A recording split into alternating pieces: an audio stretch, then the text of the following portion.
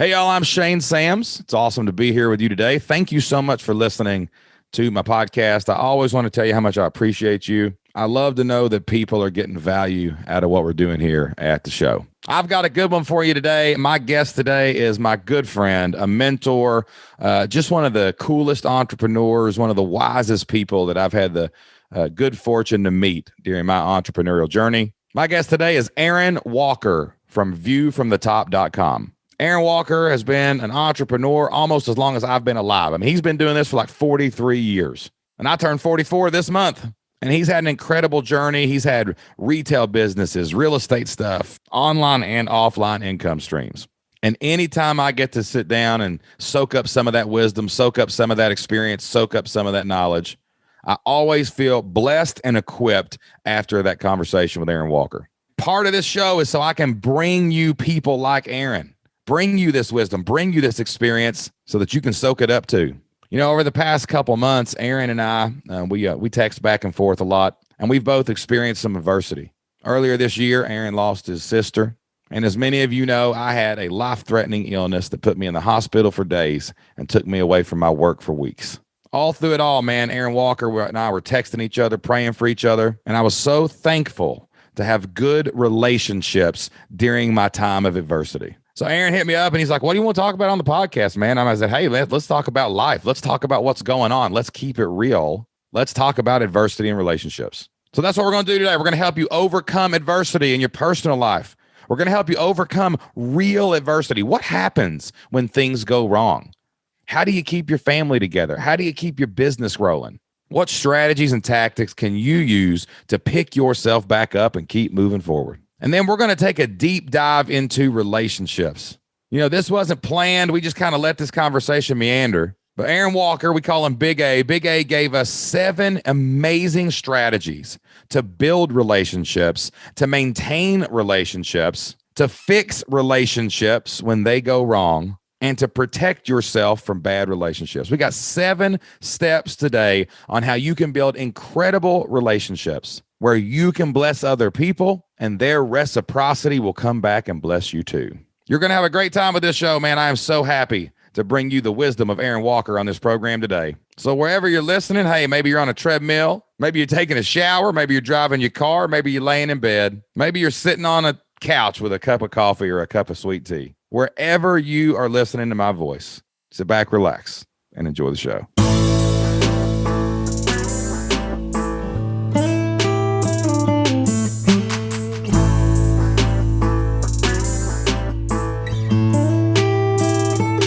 Three, two, one.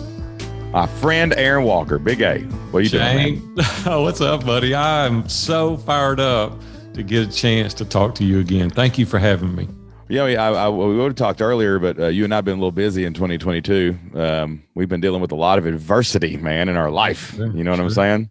Sure. Yeah, we both had it, man. You were laid up there in the hospital. We had everybody in America praying for you and reaching out. And man, I needed it, bro. I needed it. And then you were going through stuff, and I was praying for you right back from the sickness bed. You know what I mean? I know. Man. Yeah, my sister. You know, I lost my sister back in January, and that was really tough. And you and I were going through some tough stuff. Yeah, man. I was thinking about this. I was thinking about our conversation this morning. I always get up, you know, before I talk to somebody and pour a cup of coffee, and I just start. I'm thinking. I always think about the story I want to tell during a podcast, you know. And I just sat here looking at the blank page, and I had my scripts, and I had my outlines, and I had my templates, and I was thinking about you and what you had been through, and I was thinking about what me and my family have been through with my illness. I got my pick line out tomorrow. It's over. Tomorrow's the finish line, baby. It's it, baby. It's it. Antibiotics are gone. That's right, man. I'm gonna frame it and put it in a thing right in front of my office, so I never have to look away from it. Right. Yeah, man. Like, I'm like, I'll look at that pick line and go, 1, stay healthy. 2, things can go wrong real fast, and that's what I was thinking, man. Was like adversity. You know, I think entrepreneurs, we think about adversity as like, oh, my sale didn't work, or my webinar tech went bad. You know, my internet went out. But dude, adversity is when somebody you love passes away. Adversity is when you have an unexpected illness and you don't work for 5 weeks. You know, I'll never forget it because I was in Atlanta. I had a conference in Atlanta. It was 9:00 at night. and you text me. I looked at my phone. You said, I'm scared. And I'm like, God, what is this? And I'm standing there checking in the hotel in Atlanta. I scrolled down and you said, man, I've got all this stuff going wrong and I'm afraid. And like, man, dude, pray for me. You know what we did? I got the guy at the desk was a believer and got him praying for you as well. We stood there and I forgot to check in and we're standing there praying for you and lifting you up. And we're going back and forth with these texts. And I'm like, man, this is somebody I love, somebody I care about. And that's when really we have adversity, right? It's in times like those. But what's more important is we need good friends like each other to lift us up and hold us up when we're tired and we can't do it alone. And we need people around us to help us. And so that's what these real relationships are about. Dude, I was, I was talking, this was when I texted you after this moment. Jocelyn and I were sitting in the ER.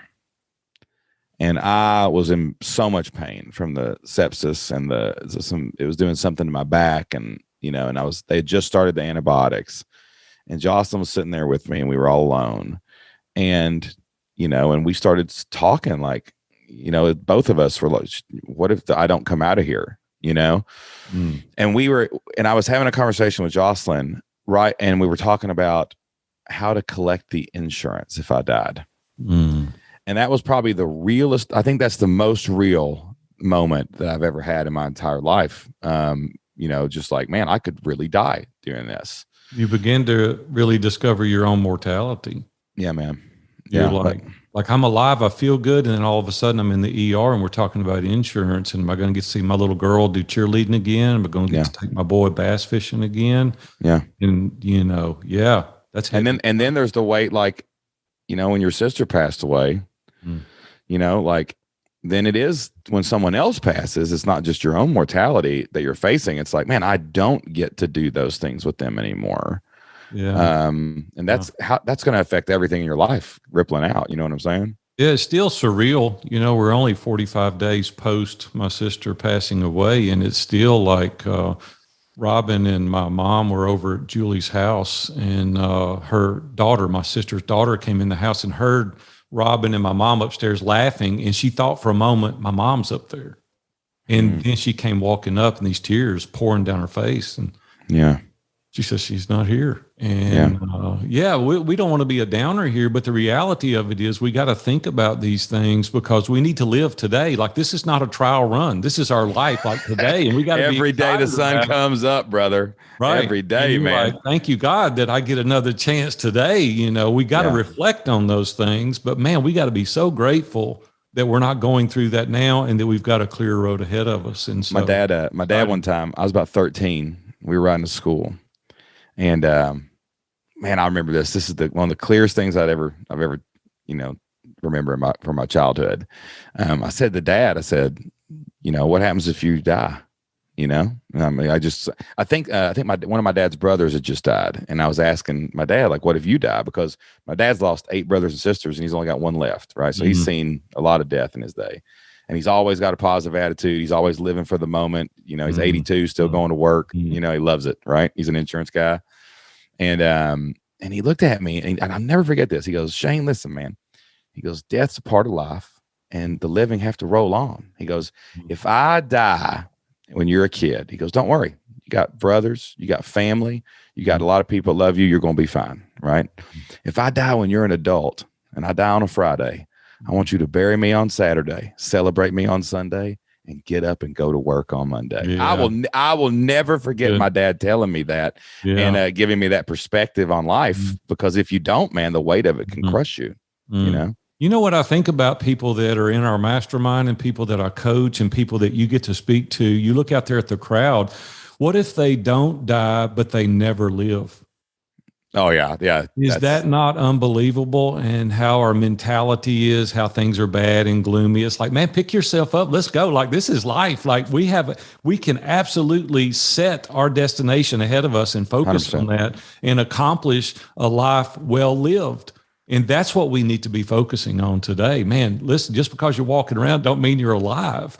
And if you're hearing our voice today, I want you to think about and reflect on, am I that person just walking around that never lived? If you are, man, you need to tune into what we're talking about, because there's a bright future ahead of you if you want it. and the courage to do it. I think some people are afraid to screw up what they've gotten to a point where there's not enough tragedy to overwhelm them and they just want to stay there. Right. But it's like, no, you got to build on top of that. And the relationships you talked about earlier, first thing I did was text all my friends. I mean, those relationships that we've had. I remember that when our relationship started, I was at Podcast Movement. And I might have told this last time you were on the show, but I'll never forget this because I was hanging out with Scott Beebe and he's like, you got to meet Aaron Walker. Right. And I'm like, cool. And at that time in my entrepreneurship career, I was a new entrepreneur, 3 to 5 years, whatever it was. I don't even remember what year it was, but, and I was just like meeting people. I wasn't building relationships. I was just like, I met that guy. And I remember you came up to me and I met you and you go, Shane, are you in a mastermind? Are you surrounded by people? Who you got around you, man? I was like, what in the world? Who is this dude? What is he talking about? But you just went directly to the relationships. Like it was not a superficial, handing each other business cards or anything like that. It was like, no, who are you? Who are you surrounded by? Who do you need to be surrounded by? How can I help you surround yourself with those people? And it really opened my eyes like, oh, wait a minute. I'm not just here to interact with other people. I'm here to interfellowship and relationship with other people. Wow, that's because our first core value is relationships matter most. And it doesn't matter if we're selling a widget or if we're providing a service, we're dealing with people. And man, people matter. And we've got to get involved in each other's lives. Jim Rohn said it best. You are the average of those 5 people. And we need to make sure that we're surrounding ourselves with competent, capable people that really have this growth mindset that wants to live life to its fullest. I mean, I don't want to lay there in bed at night thinking, would it have worked? I want to try, get people around me to help me to maximize this life that we're living in.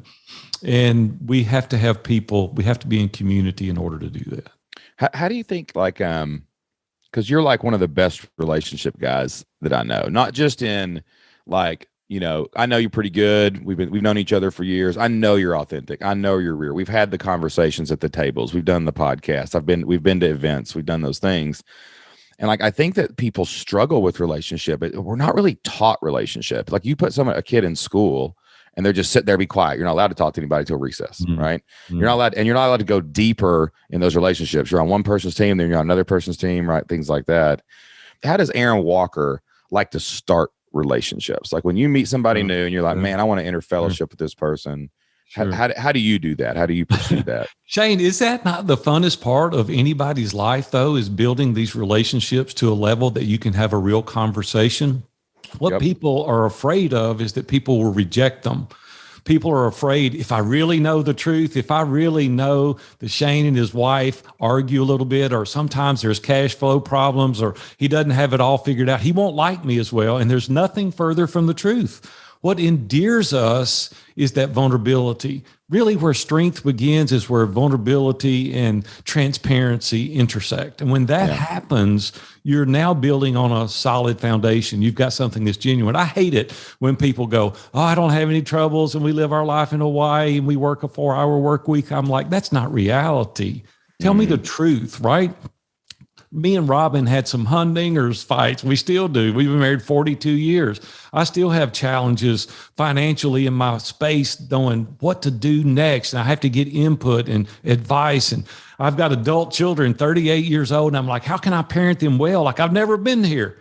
Like I've got to get somebody else that's been here before to teach me how to do this, right? How can I do X best next? I don't know what it is. You fill in the blank. Listen, we've only got one filter. We can only see things one way. It doesn't matter what you want to see it. You can only see it through that filter. And the perspective that other people give is the most valuable asset that you could possibly have, because it gives you insight into other opportunities, other ways to see things. So when I meet people, I say, hey, man, tell me your story. Yeah. And they look at you like, what? And like, tell me your story. Where have you been? What have you done? How have you been successful? What is the failures that you've had in your life? And you can learn from that. You can glean from that. And I always say, let their story be their story. Don't one up them. Don't match them. I was with a guy recently and I said something about Robin and I had taken a trip and we had gone to Hawaii and we were at Jermaine's luau. And he goes, oh man, when I was over there, my wife and I did this and did that. He wasn't no more interested in my story. He wanted to match me. He wanted to one up me. There's so many times people talk to me now because over the years, I've kind of learned how to do this.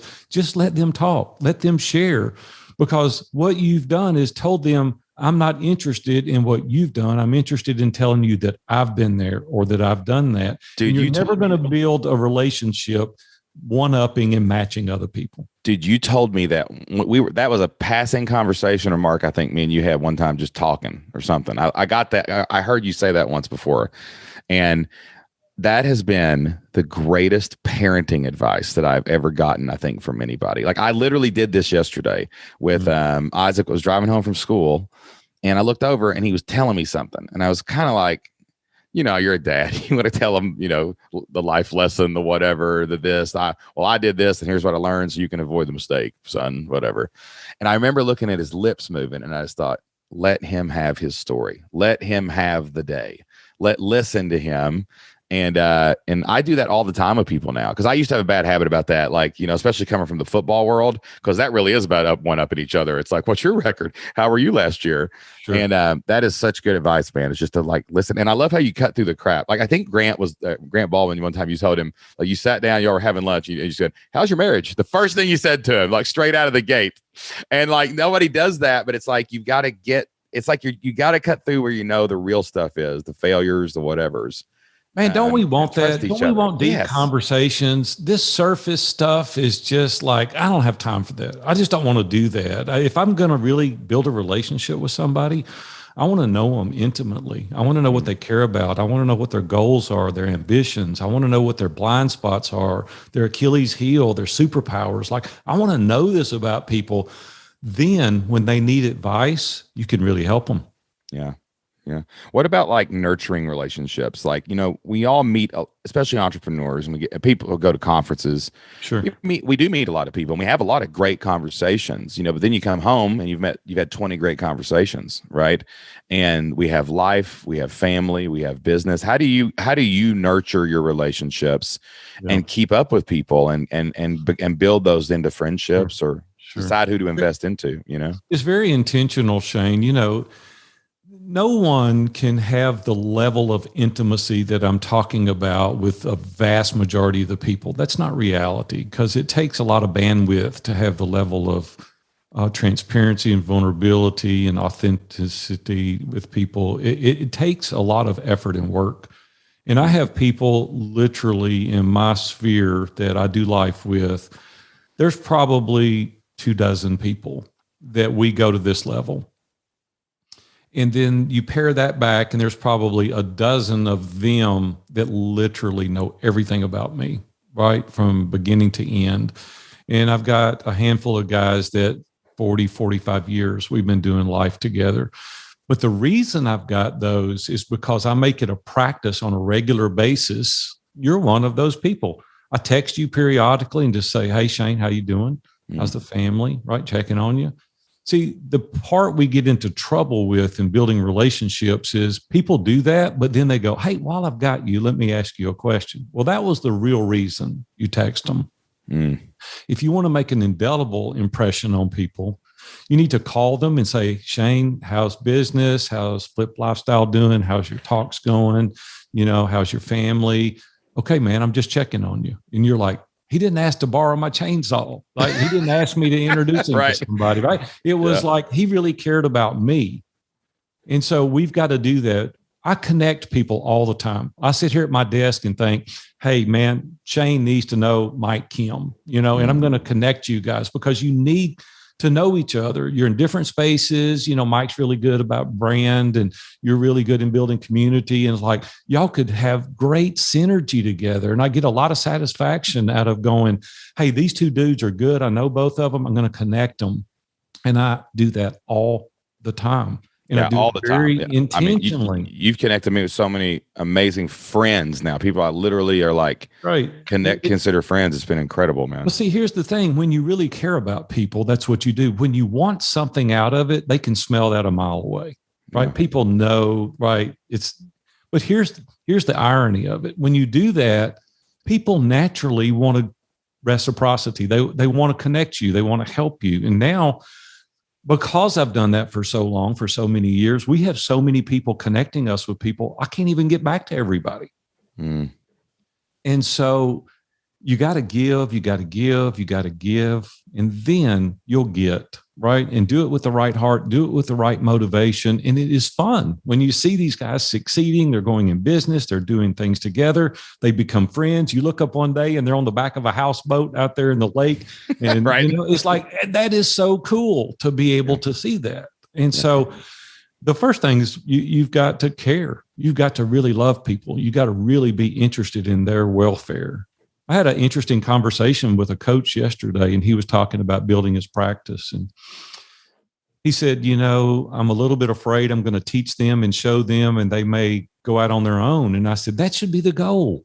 I texted him this morning and I said, really, we should have the compassion and love and care for the people that work for us for best for them.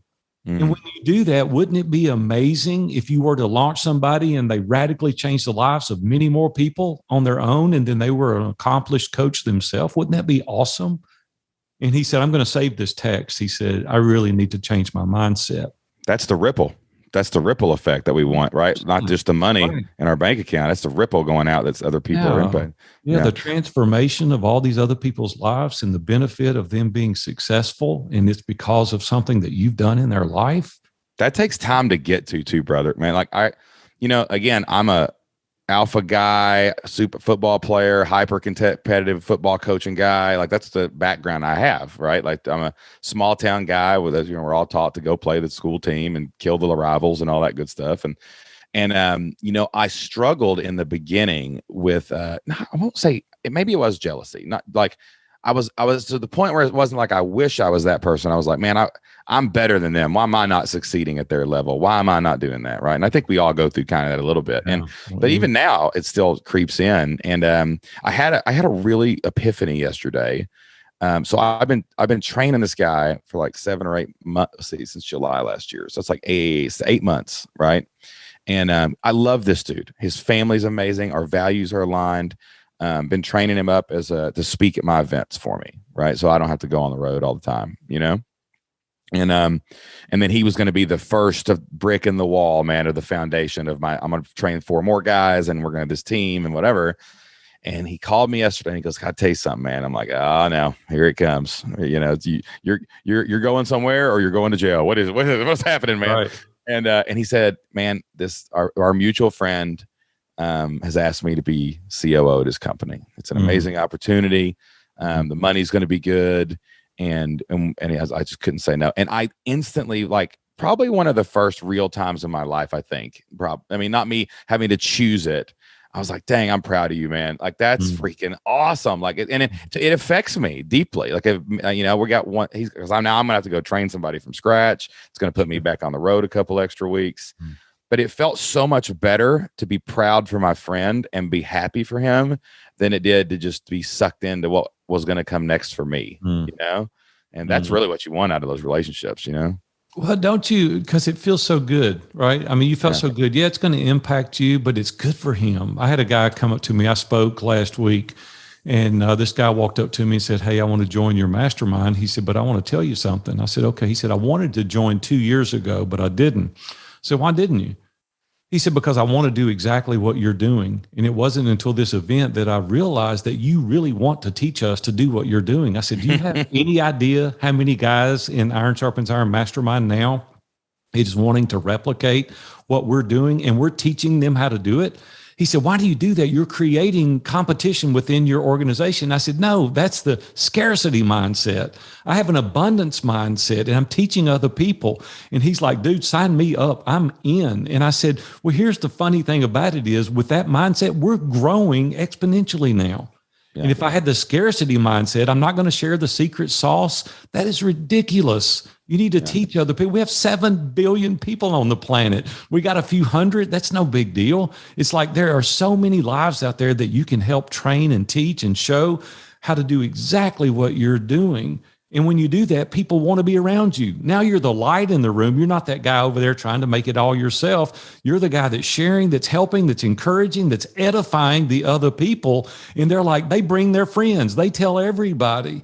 People have it backwards in building their business. We need to focus outward. We need to be the giver, not the taker. Yeah, I went to your classes. I've taken the Mastermind playbook stuff and everything, and we used it to build what's evolved into a little bit more of a group coaching program. We did decide to go bend back toward coaching, but now I think we're approaching 100 people in the program. It was the foundation for the program that we sell at our live events now. Like that's what we sell at our live events is this group of people that are connected together in this place.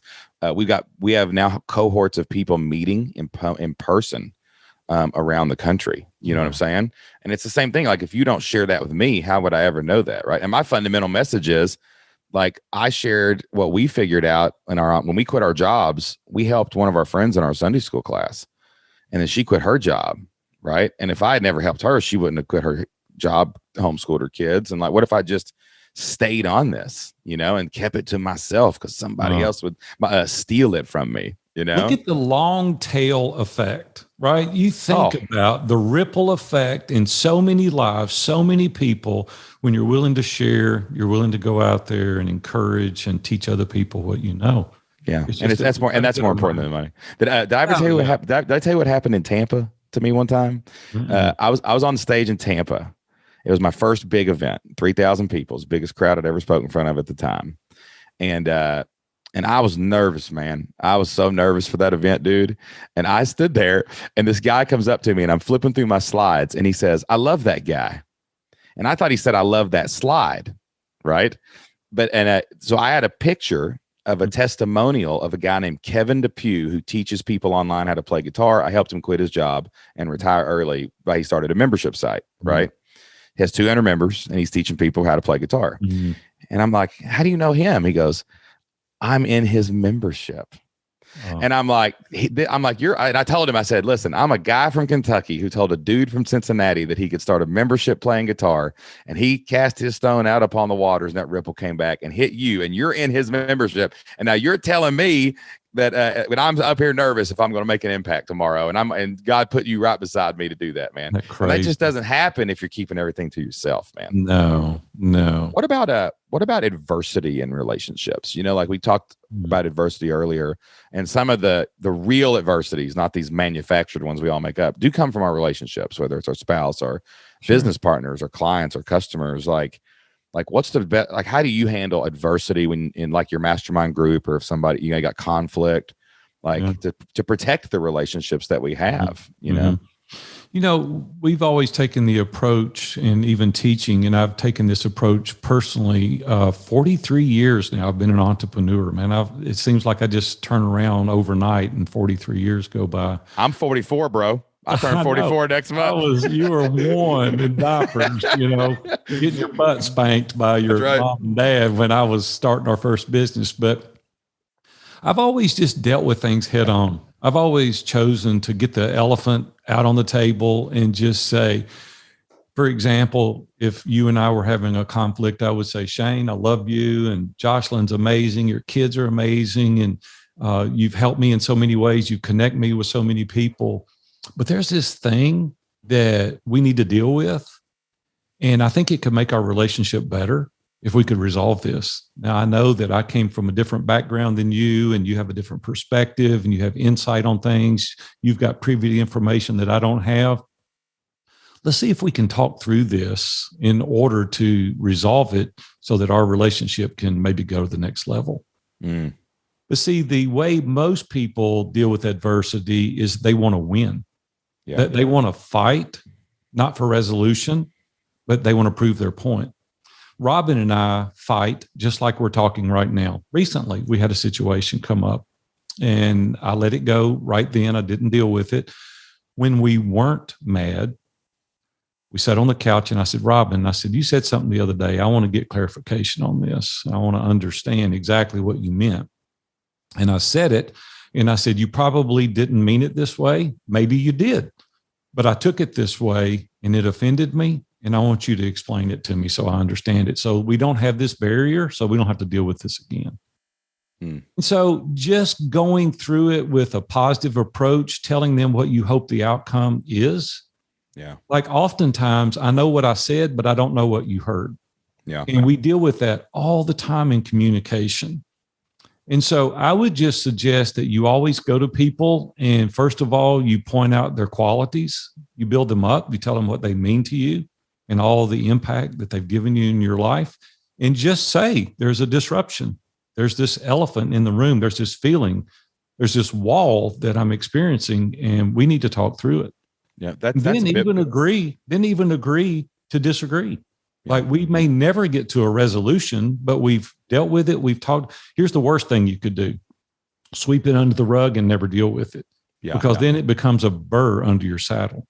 And now every day, that thing, you're using it as a filter to make future decisions. It's unfair to the person that doesn't even know there's a conflict. And now you can't have the level of intimacy that I described earlier. So we have to deal with these things if we're going to build the relationships that I'm talking about. Yeah. It's like, and that's biblical too. Like, the Bible says when you got conflict, go to the person, go to the group, get help, right. And I find sometimes in those areas, the times we've had the longest conflict, I think me and Jocelyn, is when it was something that maybe we didn't want to either one kind of admit to or didn't want to tell our friends about because it's kind of embarrassing because you said a couple words you shouldn't have said or, and we don't use all the tools that we've had laid out for us. Go directly to the person, be clear. If there's no resolution, be kind and accept that. Or maybe go to your small group and talk to them. Maybe go to a counselor or a pastor. And it's the more alone you are, either you keeping it in you or even both of you just letting it fester without getting some help, it gets worse. Yeah, it does always. Invariably, you brought up something that's really helpful. Invariably, I have a accountability group. We've been meeting for decades, and we do that every Monday morning, 6:30. We meet for an hour. We talk very intimately about our lives. That's a really good place for me to get advice. In our mastermind groups, this is my 22nd year being involved in a mastermind every single week. I'll go to those people. There's real value in the consensus of the multitude. So if you really go there and you share this with 10 or 12 other people and you get a general consensus, you better adhere to that advice because you may not have other life experiences that some of them have. And when you take heed to that and you go back and I was like, man, this works. Because you don't know everything. None of us do. And we don't know what we don't know. And so that's another reason to be in community, to have people around you to help you through adversity. What about, and this is, I think, probably something that especially entrepreneurs struggle with, especially when someone's a good contact or a relationship, that is helpful to them, or even one of their close friends, even in mastermind groups. We've had situations, in masterminds I've been a part of where we've had to remove people from the mastermind. Sure. We've had situations, friends that were such good friends. And then you have some kind of betrayal or there's something that happens. What about the hardest of the hard things is removing yourself from a relationship maybe you've had for a while that's been mutually beneficial, but something has happened that makes it irreparable. You know what I'm saying? There are things out there that are that way. And so, first of all, each individual person needs to have their own core values. Because if you're living your life without stated core values, you have no filter by which to run any of your decisions through. So first of all, you've got to identify those core values. Second of all, you've got to build boundaries. And we all need healthy boundaries. There's a great book out there actually titled Boundaries, and I recommend it highly. And it teaches you to build the boundaries around the things that matter most. We've got to prioritize our priorities. And when we couple that with core values, it's easy to build the boundaries. If anybody violates those boundaries, and we go to people and we try to talk through this and they are irreconcilable, then we have to say, in order to protect my family, to adhere to my core values, to honor the boundaries that I've built, it's going to be best that we, eliminate our friendship, and you go on about your way. But you can't do those things with any substance if you haven't created those things in your life, if you don't have a filter by which you run it through. It's emotion if there's no core values. Like you have no grounding. You're just mad. Right. You're just mad. So you act out of that. But it's so easy when you run everything you do and every decision you have through your purpose statement, through your mission, through your core values, and see if it aligns with your boundaries. If it doesn't, then it's an easy decision. Yeah. One of the things I love about you too, man, and we've always, we see eye to eye, and maybe it's just because Kentucky and Tennessee, and that's, we're kind of raised in the same general area. But, from a relationship standpoint too, I feel like all your wisdom and all your lessons that you've learned have always felt to me grounded in faith. You know what I'm saying? Like you really ground yourself in faith. Yeah. I appreciate that. Mm-hmm. Yeah, man. I respect that so much, man. It inspires me to keep doing better myself. Mm-hmm. So like, what role do you think faith plays, especially for believers, as we go out into the wilderness of the world and make paths and make ways in the marketplace, like in entrepreneurship?